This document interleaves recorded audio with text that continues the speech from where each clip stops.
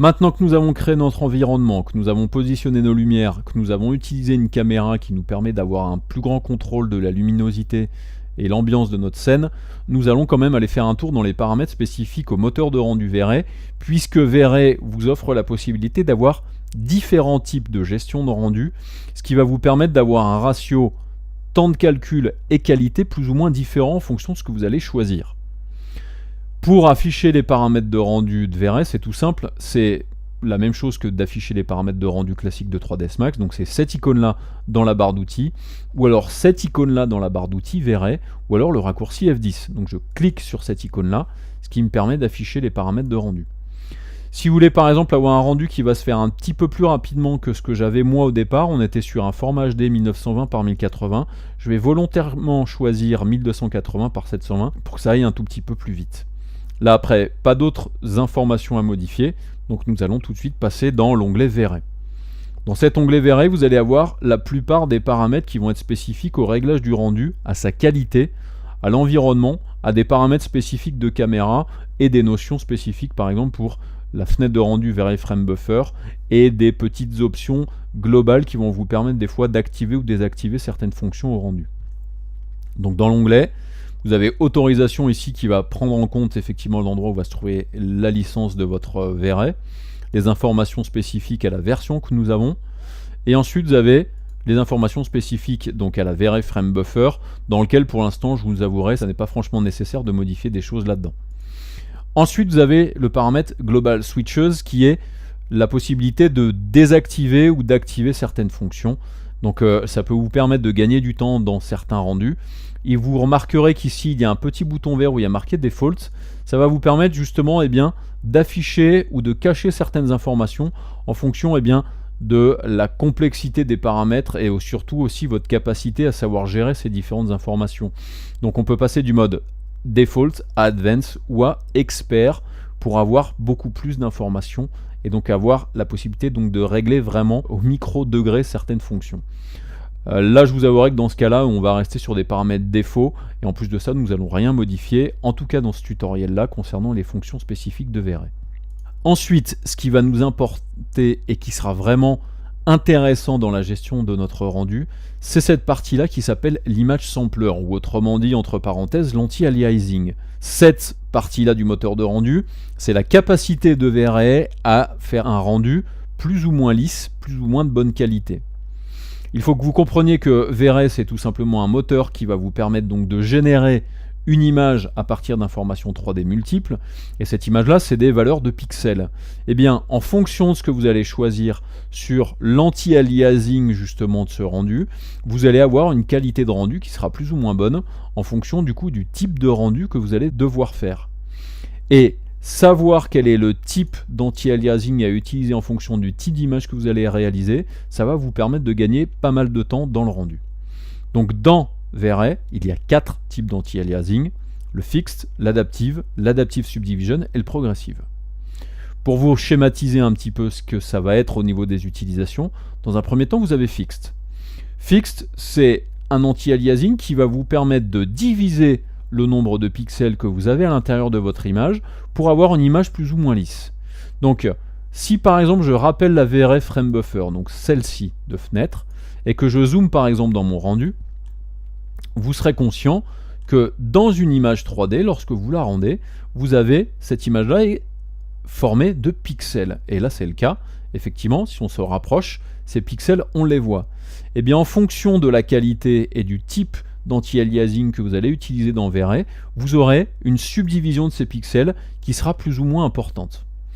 Donc le paramètre d'anti-aliasing de type Fixed, celui-là si vous l'utilisez, c'est une subdivision de vos pixels qui va être très arbitraire, c'est-à-dire qu'en gros par rapport à une valeur, il va subdiviser ou pas la totalité des pixels de votre image et la subdiviser plus ou moins. Cette valeur qui va vous permettre de modifier cette subdivision générale, c'est le paramètre que vous avez ici dans cet onglet là, Image Sampler Fixed, et là ici nous avons une subdivision de 1, à savoir que la valeur de 1 c'est la valeur minimum. Donc ce que je peux faire, je vais faire une petite sauvegarde de cette image là qui est ma sauvegarde donc de tout à l'heure, et ensuite je vais relancer un rendu. Donc je clique, là le rendu se fait, alors par contre il ne va pas être franchement très intéressant à regarder par rapport à l'image de base, puisque je n'ai pas tout à fait la même taille de rendu. Là, je vais stocker cette image-là.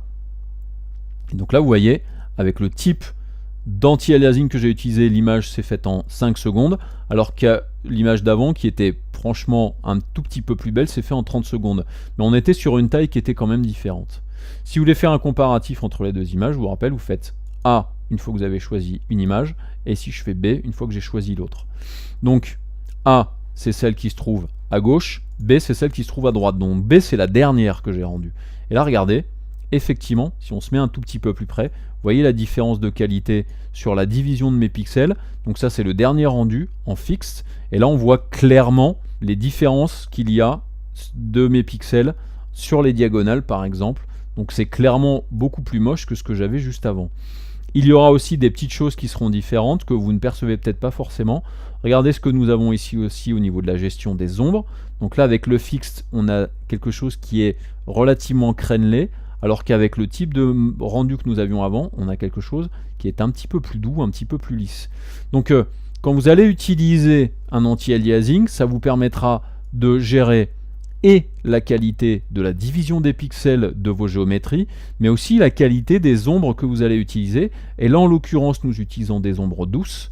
Donc si vous utilisez un type d'anti-aliasing qui sera de mauvaise qualité pour le type de rendu qu'on va réaliser, forcément vous aurez un rendu qui sera moins joli. Et là, regardez, effectivement, au niveau des ombres, sur la partie droite, c'est clairement beaucoup plus moche que ce que j'ai sur la partie gauche, qui était donc avec un autre type d'anti-aliasing.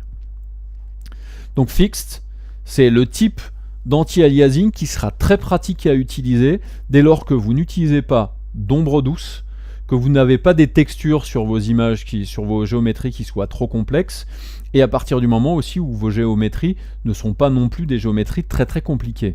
Ça marche bien par exemple sur du bâtiment relativement simple avec des couleurs unies et avec des ombres portées plutôt nettes. À partir du moment où vous allez commencer à vouloir avoir une qualité bien meilleure, donc là par exemple, si j'augmente la subdivision, je vais mettre une subdivision à 4 par exemple, donc je relance un rendu. Donc bien entendu, si je subdivise à 4, ça va forcément m'augmenter le temps de rendu. J'aurai une image qui sera de bien meilleure qualité, mais par contre, le temps de rendu sera beaucoup plus important.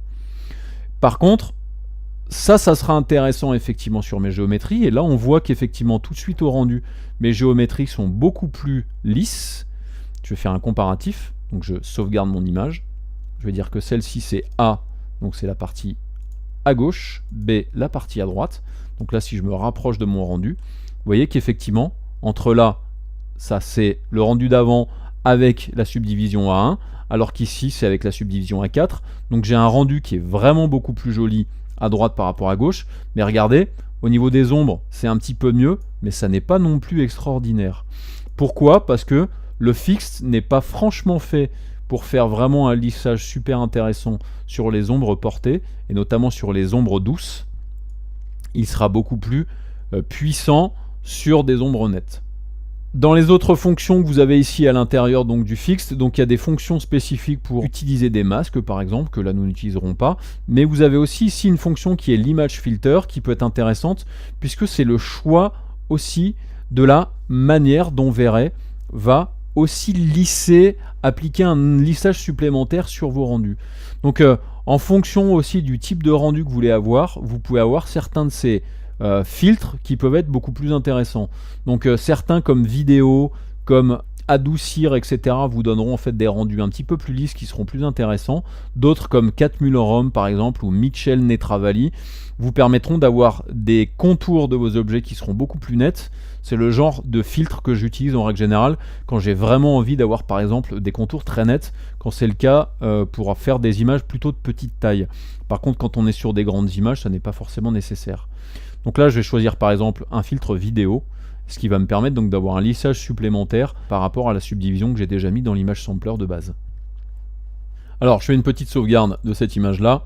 Là vous remarquez, une fois que j'ai un petit peu modifié le filtre, que j'ai fait en sorte que la subdivision de mon image sampler fixe soit à 4. Donc si on fait un comparatif par exemple par rapport à ma première image qui avec l'anti-aliasing fixed à 1 était à 5 secondes, là avec l'anti-aliasing la subdivision à 4, on est en fait avec un rendu qui est à 21 secondes. Donc on a carrément quadruplé le temps de rendu en augmentant justement cette subdivision.